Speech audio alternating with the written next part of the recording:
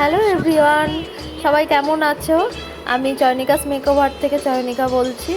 আজ আমি তোমাদের কাছে নিয়ে এসেছি আমার রিয়েল ব্রাইড সুমনার সকালে বৃদ্ধির লুক। তোমরা এর সাজ আগেও দেখেছো, আমি রিলস বানিয়েছি, ছোট ছোট ছোট রিলস আপলোড করেছি এবং ছবিও আপলোড করেছি, কিন্তু পুরো ভিডিওটা কিভাবে ওকে আমি রেডি করেছি না করেছি সে পুরো ফুল ভিডিওটা আমি তোমাদের সাথে আজকে শেয়ার করছি। তো প্রথমে ওর সে সিজনটা ছিল ভীষণই গরম, এই গরম তো এখনও চলছে এত, আর সেই দিনটাও ছিল ভীষণ গরম, আর ওর ছিল প্রবলেমেটিক স্কিন। তো সেইভাবে আমি ওর স্কিনের যে প্রবলেমগুলো সেগুলো হাইড করে তারপরে একটা লাইটের মধ্যেই ফাউন্ডেশন ইউজ করেছি, কেননা ডে মেকআপ খুব হেভি আমি মেকআপ করিনি, একদম হালকা লাইট মেকআপ করেছি লুকটার সাথে যাতে অ্যাডজাস্ট হয়। আর ওর শাড়িটাও একদম হালকা নরম শাড়ি পরেছিল, একদম লাইট, তো সেইভাবে মেকআপটাও আমাকে লাইটই রাখতে হয়েছে।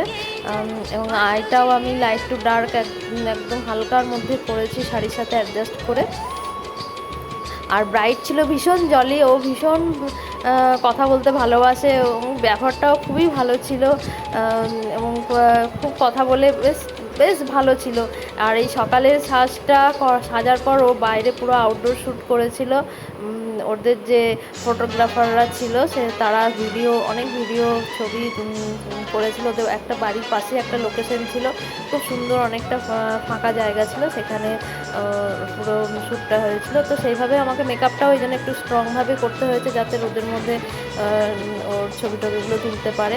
এবং তারপরে ওর এই হলদির রিচুয়ালসটা অনেকটা দেরি হয়েছিল ভিডিও করার পর।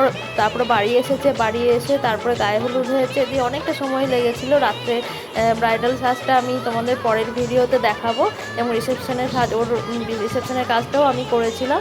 সেই দুদিনের কাজ আমি তোমাদের এরপর নেক্সট ভিডিওতে শেয়ার করব। আর তোমরাও যদি এরকম সাজ নিতে চাও হালকার মধ্যে অথচ একটু আকর্ষণীয়, দেখতে ভালো লাগবে, সেরকম কাজ যদি পেতে চাও তাহলে আমার সাথে অবশ্যই যোগাযোগ করতে পারো আমার স্ক্রিনে দেওয়া নাম্বারে। এবং আমার নেক্সট ক্লাস খুব তাড়াতাড়ি শুরু হচ্ছে। আমার একাডেমি লোকেশন হচ্ছে কাটোয়া হসপিটাল পাড়া, পূর্ব বর্ধমান। তোমরা আমার সাথে যোগাযোগ করতে পারো যারা মেকআপ শিখবে।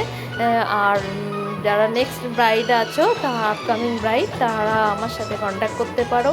আর এই কাজটা কেমন লাগছে তোমরা জানিও। এই যে ওর বাইরে লোকেশনে যে শ্যুট হচ্ছে রোদের মধ্যে, পুরো রোদ গরম, তার মধ্যে ওর শ্যুট হচ্ছে, কিন্তু মেকআপটা ভালোই ছিল আর অনেকক্ষণ ছিল।